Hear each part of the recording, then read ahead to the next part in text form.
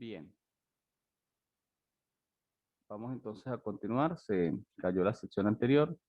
Vamos a colocarle grabar acá, perfecto. Y estábamos hablando entonces de ese libro de accionistas, de esa obligación de registrar ese libro de accionistas. Ese libro de accionistas debe registrarlo, como estábamos hablando, igual que el libro diario, el libro mayor y el libro de inventarios. Ese libro de accionistas va a tener también allí entonces plasmada esa foliatura del folio número uno. Hay algunos que vienen de 25 folios, otros que vienen de 50, otros vienen de 100, de 200 folios. En fin, de una u otra manera, pues se van a comprar libros grandes o pequeños, dependiendo, por supuesto, de la cantidad de accionistas que tenga esa empresa. Esa sociedad mercantil, entonces, como les indicaba, en ese folio voy a registrar las acciones que tiene cada una de ellas de forma detallada, de cada una de esas personas de forma detallada. Y si se va a realizar una venta, se va a realizar esa venta allí y debe firmarse esa venta en ese libro de accionistas y luego posterior a eso se lleva esa acta de venta de acciones al registro mercantil para que sea registrada. Adicionalmente de ese libro de accionistas se tiene que llevar también el libro de actas de asamblea. Todas las asambleas, tanto ordinarias como extraordinarias, las ordinarias son las que se deben realizar como mínimo una vez al año en los 3 primeros meses al cierre del ejercicio económico. Toda empresa tiene siempre esa medición en el estado de resultados de un ejercicio económico. El ejercicio económico va del 1 de enero al 31 de diciembre. Entonces, de una u otra manera, al terminar ese 31 de diciembre o al terminar ese ciclo, va entonces a tener, en este caso, 90 días esa empresa para realizar esa asamblea ordinaria. De una u otra manera, entonces allí vamos viendo cómo se realiza ese proceso de admisión de esa asamblea ordinaria. La asamblea ordinaria, vuelvo e indico, es una asamblea que se realiza una vez al año. Esa asamblea es de carácter obligatorio. Sin embargo, usted puede realizar cualquier asamblea, usted puede hacer cualquier asamblea de forma extraordinaria porque tengamos la necesidad de aperturar, como lo habíamos visto en la resolución 19, una nueva sucursal, porque tengamos la necesidad de cambiar el nombre, porque tengamos la necesidad de modificar el objeto comercial, porque tengamos la necesidad de aumentar el capital, porque tengamos la necesidad de disminuir el capital. En fin, cualquiera de todas esas actividades que se vayan realizando pueden de una u otra manera ser plasmadas a través de esas asambleas. Y repito que pueden ser ordinarias o pueden ser extraordinarias. Las extraordinarias pueden realizarse en cualquier momento del año. Ahora bien, en el caso de las asambleas ordinarias siempre van a tener unos fines especialísimos. ¿Cuáles son esos fines especialísimos de las asambleas ordinarias? Punto número uno, aprobación de estados financieros. Y todos esos estados financieros van a ir acompañados ¿con qué? Con ese informe de comisario, ese informe que posiblemente vaya a presentar alguno de ustedes cuando se gradúe, vaya al colegio de licenciados en administración y se colegie y tenga a partir de ese momento la posibilidad de realizar ese trámite como tal. Entonces, eso va a ir dentro de ese orden cronológico. Ese libro, entonces, de actas de asamblea, ese libro de actas de asamblea también debe ser registrado de forma cronológica, debe ser llevado al registro mercantil. No es que voy a la papelería, compro el libro y ya empiezo a llenar el libro. No. Usted debe comprar el libro diario, el libro mayor, el libro de inventarios o las hojas, como lo había mencionado en su defecto, si es que lo va a imprimir a través de sistemas computarizados, debe comprar ese libro de accionistas y debe comprar ese libro de actas de asamblea y llevarlos al registro con una solicitud para que sean allí sellados. Y antes de eso deben estar foliados, deben tener una numeración consecutiva. En función de eso, pues obviamente cuando se hace ese registro en los registros mercantiles o en el registro público, si es una asociación civil o una fundación, se debe cancelar unos aranceles por el registro de esos libros, ¿ok? Y entonces en ese libro de actas vamos a plasmar esa asamblea ordinaria o esas asambleas extraordinarias. Tenemos otro libro que es el libro de actas de la Junta de Administradores. El libro de actas de la Junta de Administradores tiene que ver con esas reuniones que realice la administración. Vamos a recordar que una cosa son los accionistas y otra cosa es la junta directiva. Puede que tengamos una empresa donde tengamos 10 accionistas y la junta directiva está compuesta por 3 de ellos. Cada vez que se reúnan esos 3 de la junta directiva, ese presidente, ese vicepresidente y ese tesorero, en fin, el cargo que tenga, entonces ellos deberán realizar lo que conversaron o plasmarlo en ese libro de actas de esa junta directiva o de junta de administradores. Allí, entonces van a decir la decisión que tomamos fue esta o aquella, conforme por supuesto a que tengan esa posibilidad en los estatutos. Otra de las cosas interesantes que tenemos en el derecho mercantil es que todas las pautas de lo que pueden hacer o no la junta directiva o la junta de administradores es que de una u otra manera los accionistas, todos, si fueran 10, como coloco este ejemplo, ellos los 10 van a decidir hasta dónde tienen alcance de administración y hasta dónde no. Lo que no tenga alcance la junta directiva debe ser conversado por todos los accionistas. Entonces, eso puede ser conversado en una asamblea ordinaria o eso puede ser conversado en una asamblea extraordinaria. Lo que sí tiene que quedar claro es que lo que conversen todos los accionistas en una asamblea ordinaria o extraordinaria debe estar plasmado en el libro de actas de asamblea y lo que converse la junta directiva, esos poquiticos que seleccionan para que representen la compañía, también tiene que estar plasmado en un libro de actas de junta de administradores. No es que yo hablo y decido porque sí, sino que todo eso debe estar registrado allí. Y recuerdo, como lo dije en las clases anteriores, los comisarios tienen la facultad de la revisión y de la participación en esas reuniones, tanto en la de la Junta de Administradores como en las actas de asamblea. Y no es porque quieran, no es que es su obligación de una u otra manera participar. Existen unas sociedades que se llaman sociedades de responsabilidad limitada.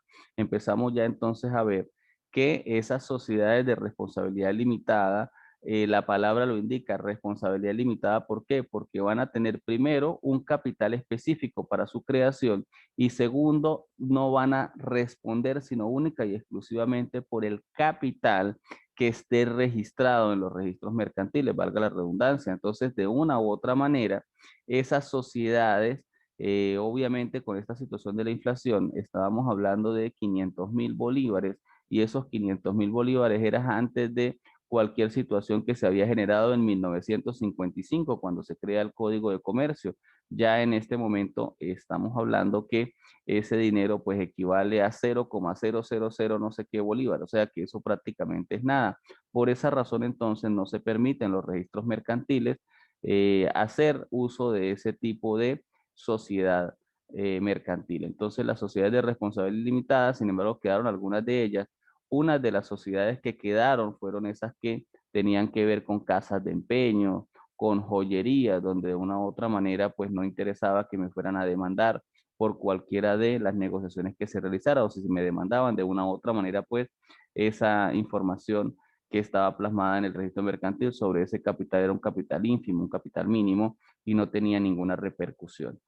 Esas sociedades están plasmadas en el artículo 328 del Código de Comercio, donde de una u otra manera pues amplía la información específica de su constitución y tienen de una u otra manera la obligación de llevar una serie de libros, al igual que las sociedades anónimas. Ese libro entonces cambia de nombre, le llaman libro de socios, no libro de accionistas. Miren que lo único que estamos haciendo es cambiando prácticamente de nombre, pero los registros que se van a realizar en él son iguales a los del libro de accionista. Vamos a identificar cada uno de esos socios, cada uno de esas personas que componen esa sociedad de responsabilidad limitada, conforme al artículo 328, y vamos de una u otra manera a escribir cuántas acciones tiene entonces esa persona, cuáles son los montos, cuál es ese valor individual y cuál es el monto que de una u otra manera suscribió. Y la responsabilidad, por supuesto, ya saben entonces que está supeditada a ese capital social. Adicionalmente a eso, entonces tenemos el libro de actas de asambleas, al igual que las sociedades anónimas. En este caso, las empresas también deben de una u otra manera llevar un control de esas asambleas ordinarias o extraordinarias que se realicen con todos los fines especiales. Las ordinarias, ya saben ustedes que una de las condiciones es la aprobación o no del ejercicio económico que acaba de concluir.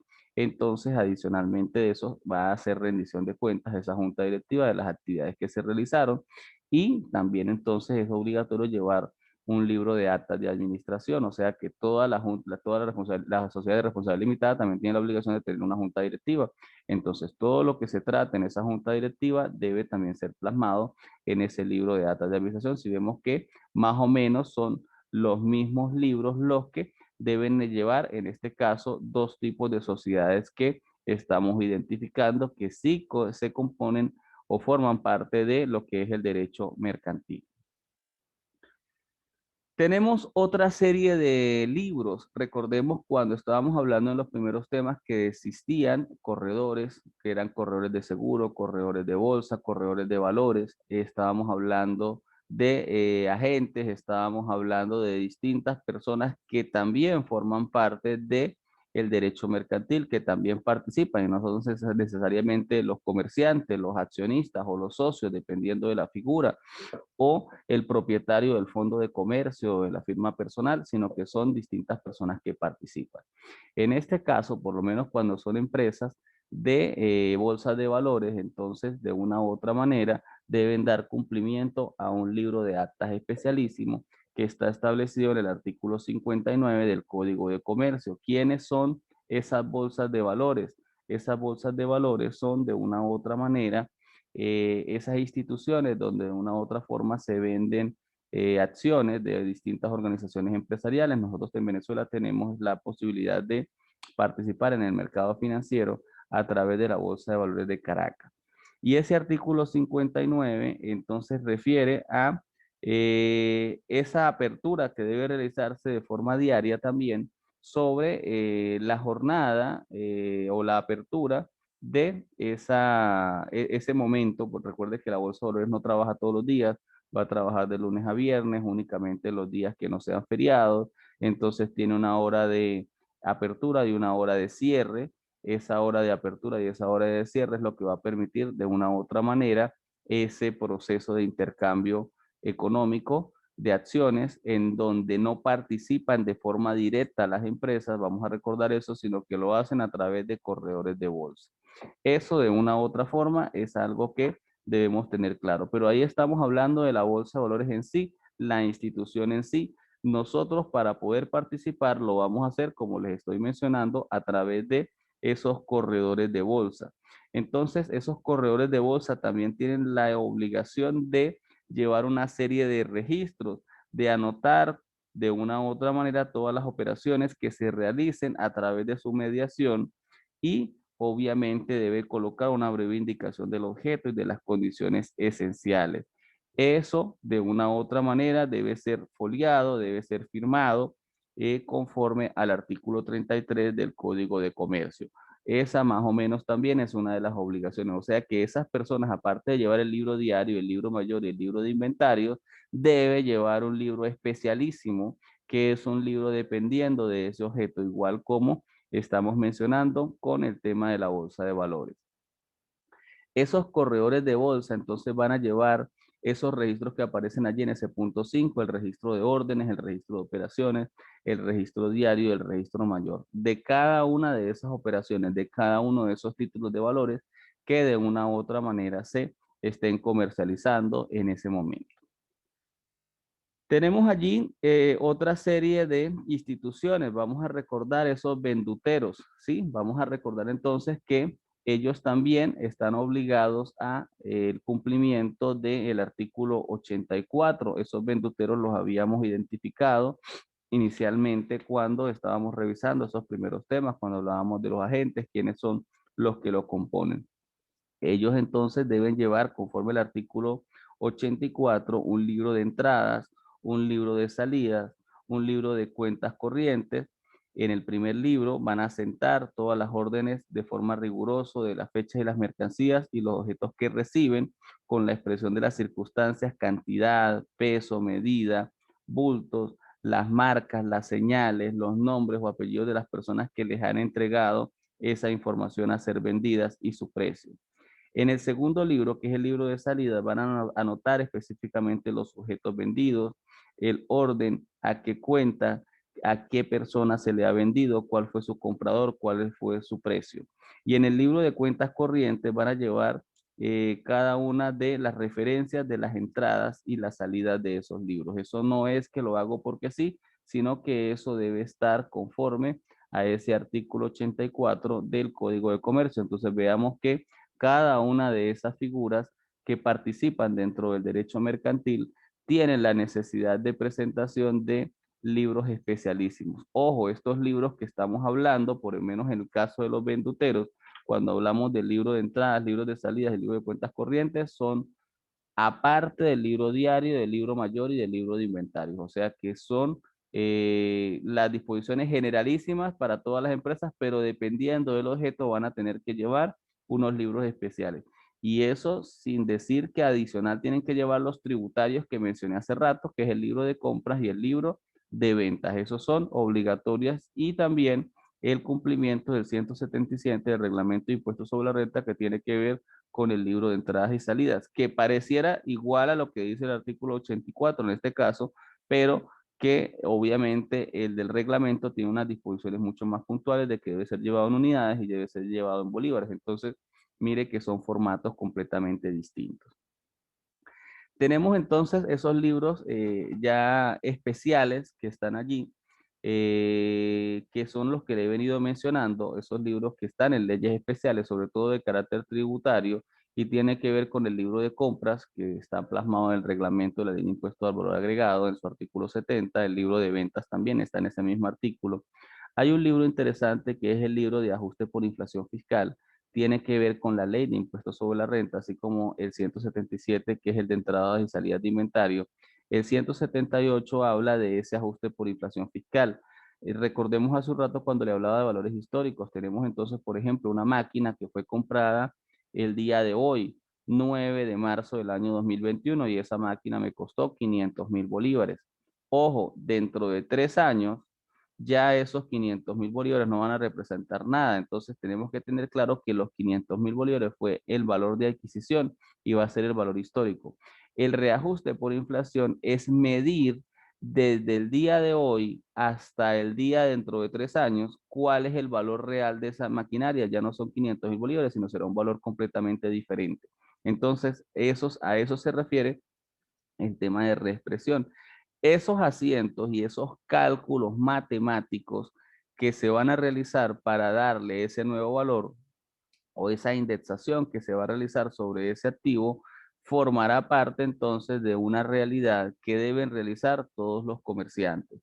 Y entonces hay una serie de disposiciones del contexto de la ley de impuestos sobre la renta de quienes están obligados a el ajuste por inflación fiscal. En este caso, las únicas personas por ahora que no están obligadas a ese tipo de libro son las casas de bolsa que las dejaron por fuera, las instituciones financieras y las personas calificadas como contribuyentes especiales. Todos los demás, de una u otra manera, deben dar cumplimiento a ese artículo 178 del reglamento de la ley de impuestos sobre la renta. Ojo, repito, estos libros especiales o estas leyes especiales tienen la connotación de leyes tributarias especialísimas para el cumplimiento de las organizaciones empresariales o de los comerciantes en sí, si son firmas personales, porque la firma personal igualito tendría que llevar el libro de reajuste por inflación fiscal, el detallado de entradas y salidas del 177, el libro de compras y el libro de ventas. Eso es una disposición que deben de cumplir. Adicionalmente de eso, tenemos entonces las casas de corretaje o títulos de valores. En este caso, esas casas de corretajes, estos deben entonces también plasmar cuáles fueron las garantías y colocaciones primarias, cuáles fueron las carteras que fueron administradas, cuáles fueron los valores de tenencia por operaciones de fondos de liquidez, cuáles fueron las custodias de los títulos de valores, de operaciones en cuentas propios como especialista, las operaciones por cuenta propia del mercado secundario. De cierta manera, cada una de esas operaciones, dependiendo del tipo de operación, dependiendo del tipo de valor, dependiendo del tipo de cartera, debe de una u otra manera ser plasmada. En el mercado de valores se habla de cartera de inversiones. Las carteras de inversiones son esas distintas posibilidades que tienen las personas de invertir en rubros diferentes, en petróleo, en oro, en el tema agrícola. En fin, hay distintos rubros, diferentes carteras, diferentes riesgos inclusive que van a ser de una u otra manera monitoreados y obviamente dependiendo de esos riesgos y dependiendo de esas carteras, hay mayores posibilidades o porcentajes de ganancias o de utilidades que puedan generarse en esa compra y venta de valores. Pero obviamente, entre más posibilidad tenga usted de ganar, más riesgo va a tener.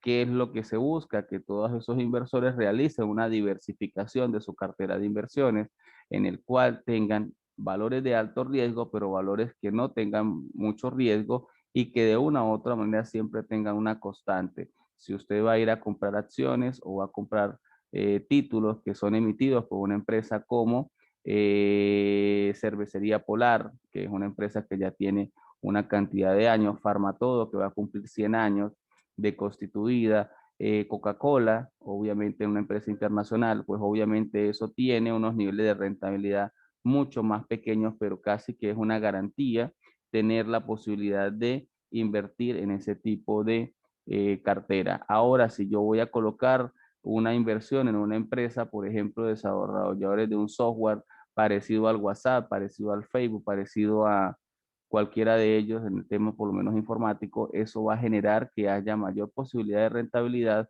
pero mayor riesgo, porque no todas las empresas seguramente van a ser exitosas. Entonces, pues eso es a lo que de una u otra manera se hace referencia de que deben de esas carteras administradas ser refrendadas y debe entonces también hacerse una especificación por parte de esas casas de corretaje de títulos de valores. Bien, continuamos entonces con la lámina 11 y me habla entonces de libros auxiliares. Los libros auxiliares son todos aquellos que el comerciante decida llevar porque considere necesario. Vamos a suponer, por ejemplo, una empresa que tenga una magnitud importante, empresa Polar, por ejemplo, y quiera llevar entonces un registro de cuáles son sus proveedores, sobre todo porque le interesa la calidad de sus productos, la calidad del maíz, la calidad del arroz, la calidad de la avena que de una u otra manera están suministrando, inclusive la posibilidad de realizar pruebas técnicas. Aquí tenemos una empresa como es Pasteurizadora Táchira, donde ellos llevan entonces algunos controles de los tipos de leche, dependiendo inclusive de la zona y los proveedores. Entonces, en esa condición, ellos pueden hacer un libro auxiliar, inclusive pueden llevar ese libro auxiliar al registro mercantil y pueden sellar ese libro auxiliar en el registro mercantil si lo quisieran hacer de una u otra manera, pero deben entonces dar cumplimiento a esa condición especialísima de disposiciones seguramente no en un código de comercio, no en un código tributario, sino en una disposición que se crea en esa organización a través de unos estatutos, a través de las cláusulas especialísimas, pero de esa organización mercantil. Y entonces seguramente nacerá esa posibilidad. Ustedes también pueden abrir un libro de caja chica. Esos libros de caja chica son importantes para una u otra manera hacer pagos menores, hacer las reposiciones correspondientes a caja chica. Si es una empresa, por ejemplo, que tiene sucursales y se requiere por lo menos hacer compras puntuales, aunque sea para los gastos del mantenimiento de la sucursal, qué sé yo, detergentes, en fin, pues es necesario entonces realizar esos registros, entonces se aperturan esos libros auxiliares. Un libro para identificar facturas, para un libro de copiador de cartas, un libro de cuentas por cobrar, en fin, cualquier cantidad de libros adicionales a los que estamos hablando son entonces clasificados como libros auxiliares y van a llevarse en conjunto con los obligatorios que forman parte en ese artículo 32 del Código de Comercio. Obviamente entonces decide al comerciante si decide registrarlos, llevarlos al registro o no. En esa misma condición de llevarlos al registro o no, quiero aclarar lo siguiente. Tenemos en el artículo 32 plasmado la obligación del libro diario, el libro mayor y el libro de inventario. Sin embargo, el libro mayor no es obligatorio sellarlo en el registro mercantil, pero sí lo es el libro diario y el libro de inventarios. Igualmente, tampoco es obligatorio sellar esos, lo voy a regresar, esos que están en la lámina 10, que tienen que ver con el libro de compras y el libro de ventas. Esos libros no son obligatorios, son libros inclusive de carácter especial, de carácter tributario, pero hay contribuyentes que lo llevan al registro mercantil y lo sellan. Eso queda ya a disposición de lo que decida, en este caso, la organización empresarial. Igualmente pasa con el libro de ajuste por inflación fiscal o el del 177, el reglamento de impuestos sobre la renta. Mi consejo particular como abogado y como contador público es registre solamente los que son de carácter obligatorio conforme al Código de Comercio. Los que no son obligatorios llevarlos allí, pues no tiene usted la necesidad de pagar un dinero por el registro de esos folios. Dependiendo de la cantidad de folios, pues vas a cancelar. Y segundo, por ejemplo, si hay la posibilidad de que no se vaya a perder un folio o alguna cosa de esas, entonces usted de una u otra manera no teniéndolos registrados, pues lo puede sustituir fácilmente, cosa que no va a pasar con los principales, que sería el libro diario y el libro de inventario. Pero de todas maneras, pues cada una de las personas decide cómo lo quiere realizar. Y pasamos entonces a el tema, a la lámina número 12, que tiene que ver con la responsabilidad penal. El Código Penal, en el artículo 320, habla que el comerciante puede cometer el delito en la teneduría de libros por contabilidad o por falsificación o alteración de balances o estados financieros. Ojo, cuidado con esto porque era parte de lo que yo hablaba en los primeros temas sobre las disposiciones que tienen ustedes. Ustedes pueden, como licenciados en administración, formar parte de ser un factor mercantil que tiene que ver con la operatividad normal y funcional de esa organización, independientemente del departamento donde se encuentren, si es el departamento en especial de publicidad y mercadeo, o si es, porque eso pues será una gerencia, si estamos hablando por lo menos una gerencia de esas, de una organización de envergadura como Ron Teresa, Empresas Polar, Fritolay, en fin, pues eso va a tener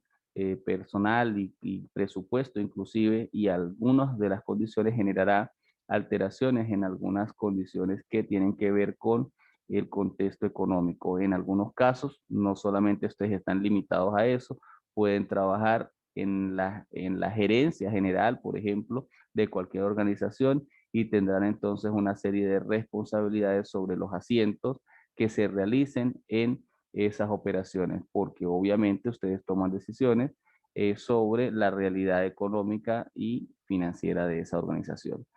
Entonces, en ese rol como factor comercial, ya les había explicado en los primeros temas que es un factor comercial cuando se constituye o cuando sean comisarios de las organizaciones empresariales, pues tendrán entonces que presentar esos informes de comisario sobre los estados financieros o sobre esos balances, y si llegasen a haber algunas distorsiones sobre la información presentada, seguramente entonces va a haber una responsabilidad penal, y la responsabilidad penal significa privación de libertad.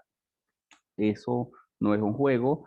Hemos visto en los últimos años, yo he tenido que visitar personas que han sido privadas de libertad por realizar cualquier tipo de actividad empresarial, que obviamente en el caso mío lo he realizado hacia los contadores públicos. Soy el presidente del Tribunal Disciplinario del Colegio de Contadores Públicos de hace algunos años para acá, y tuvimos un caso de un licenciado, de dos licenciados que fueron privados de libertad por el ejercicio de la función de comisario, y fueron inclusive trasladados a la cárcel de Uribana. Ni siquiera la quisieron trasladar aquí a Santa Ana del Táchira por peligro de fuga, y les estaban implicando ilícitos como legitimación de capitales y, en fin, cualquier otra serie de condiciones allí. Pero sí es entonces interesante que ustedes vean que están estudiando, pero que estos estudios no son un juego. Cuando ustedes salen como profesores tienen una responsabilidad, y esa responsabilidad está en todos los ámbitos. Ustedes van a generar informes profesionales, y esos informes profesionales tienen ciertos alcances que de una u otra manera garantizan la transparencia en las comunidades de negocios en lo que se refiere al derecho mercantil. Y si llega usted a permitir un fraude, a permitir una falsificación en cualquiera de los registros por hacer uso de esa posición que tenga dentro de la organización o de esa profesión que usted tenga, entonces tendrá siempre esa posibilidad de estar involucrado en ese contexto de responsabilidad penal. Dentro de ese proceso, ¿para qué sirven estos libros contables? ¿Para qué sirve la contabilidad? ¿Para qué sirven esos libros auxiliares? ¿Para qué sirven todos esos demás libros de actas, de asambleas ordinarias y extraordinarias y de accionistas. Eso sirve para que se constituya ese valor probatorio en cualquier momento que sea necesario. El artículo 38 del Código de Comercio, en concordancia con el 1377 del Código Civil, establece de una u otra manera que los comerciantes deben hacer esos asientos de todo lo que ellos realicen y de lo que realicen todos sus empleados. Y obviamente todo eso entonces va a formar parte de un medio de pruebas, un medio probatorio para el momento de que se trate de visualizar si existe algún fraude o alguna situación irregular. Esas situaciones irregulares pueden darse entre los mismos accionistas. Puede entonces decir cualquiera de los accionistas que fue estafado por la junta directiva, que la junta directiva se tomó atribuciones que no le correspondían y vendió de una u otra manera activos o hizo alguna negociación que no considera que fue transparente, que no considera que fue lícita en función del cumplimiento de los estatutos de esa compañía. Entonces, esos registros debieron haber quedado en estas disposiciones que estamos conversando el día de hoy y obviamente tendrá entonces la posibilidad de recurrir a ser revisadas, pero también lo pueden hacer terceros interesados, otros comerciantes, donde diga, mire, yo le di a usted un crédito, le di una mercancía a consignación, le di o le vendí una mercancía, usted no me la ha cancelado, ya pasaron los tiempos para que me la cancelaran, yo quiero saber si usted, ¿por qué no me la regresa? Entonces puedo revisar si usted realmente tiene la mercancía en sus registros de inventarios, en sus registros de balances, para de una u otra manera poder realizar todo lo conducente a recuperar la inversión que yo realicé. Ya estamos en los últimos partes de este segundo lote. Me está diciendo el sistema que quedan 10 minutos para que ustedes entonces sepan que al momento de que se caiga, si no he terminado entonces, volvemos otra vez a conectarnos. Y de todas maneras les vuelvo a enviar el enlace por los grupos de WhatsApp y de Telegram.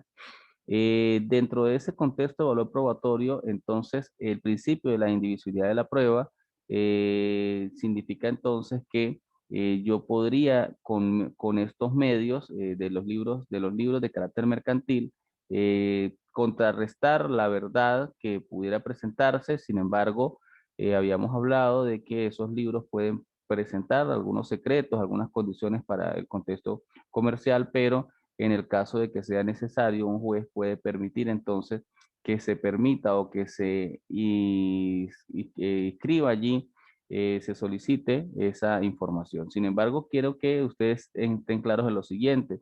Lo que nosotros acabamos de hablar de los registros mercantiles, decíamos que los estados financieros deben de ser colocados allí. Si nosotros colocamos los estados financieros en los registros mercantiles tienen un carácter público. Eso significa que la comunidad de negocios de todas maneras puede revisar toda la información que fue plasmada al menos en el libro de inventarios, que es ese resumen de el estado de institución financiera, el balance general o balance general como se llamaba anteriormente, el estado de resultados, el movimiento de cuentas de patrimonio y el flujo de efectivo. O sea que de una u otra manera cualquier persona puede revisar esa información.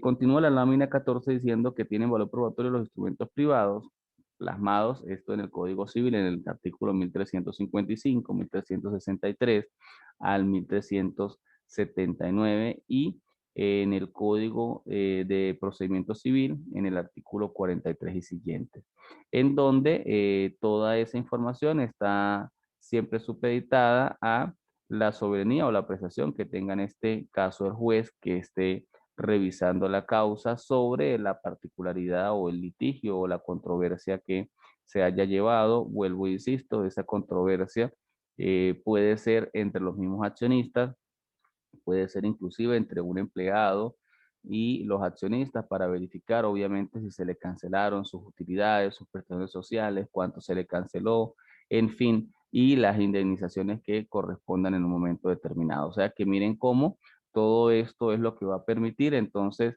la transparencia de una u otra manera de todas las actividades que se vayan a desempeñando. Ven, en fin, tenemos entonces la lámina 15 habla entonces de la contabilidad mercantil. De una u otra manera se prohíbe que sea revisada por terceros.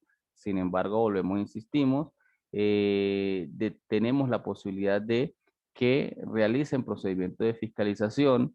Inicialmente lo que se busca con esta prohibición es que no salgan esos secretos, por ejemplo, cómo se hace cierto tipo de producto, si estamos hablando por lo menos de una empresa charcutera, cómo se hacen cierto tipo de salchichas, si estamos hablando de quesos, cómo se hacen cierto tipo de quesos, si estamos hablando de cervezas, cómo se hacen cierto tipo de cervezas.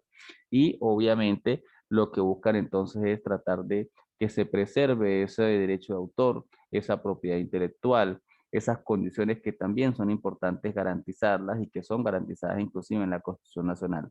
Pero eso no puede perjudicar de una u otra manera o valerse un comerciante de esa condición para de una u otra manera hacer un proceso fraudulento hacia otra persona. Entonces, en un momento determinado, las autoridades judiciales o las administrativas son el CENIAN, las alcaldías o las haciendas públicas municipales, el SUNDEI que les estaba mencionando, el Ministerio del Trabajo, el Seguro Social, el Banaví, todas ellas que puedan en un momento determinado poder revisar cualquier cosa. El artículo 40 del Código de Comercio, en concordancia, por supuesto, del artículo 48, pues habla de esa protección que se tiene a que no se revelen algunos secretos, algunas condiciones, pero obviamente eso siempre tiene que ser sin perjuicio, por supuesto, de que se vaya a cometer un fraude. Usted no le puede, por valerse de eso, cometerle un fraude a otra persona, quitarle una mercancía, no pagársela, por ejemplo, en un momento determinado. Entonces, más o menos allí estamos lo que viendo las posiciones que pueden generarse en uno u otro momento. En este mismo contexto de lo que es el valor probatorio de los libros de contabilidad, los jueces, en algunos de los casos, tienen facultad de exigir comunicación, tienen la facultad de permitir la exhibición de libros que integran la contabilidad. En algunos de los casos, en este punto número A que menciono acá, la comunicación consiste en esa manifestación o ese examen general de esos libros. ¿Cuáles? Muchos, el libro diario, el libro mayor, el libro de inventario, puede ser todos, puede ser uno de ellos, o cualquiera de los auxiliares, inclusive, que no eran obligatorios, que el comerciante quiso llevar, como por ejemplo el libro de caja, el libro de proveedores, el libro de cuentas por pagar, el libro de cuentas por cobrar, en fin, cualquiera de todos ellos que estuvieran allí. Y obviamente libros inclusive puntuales si se fueran a generar procesos de atraso, procesos de quiebra.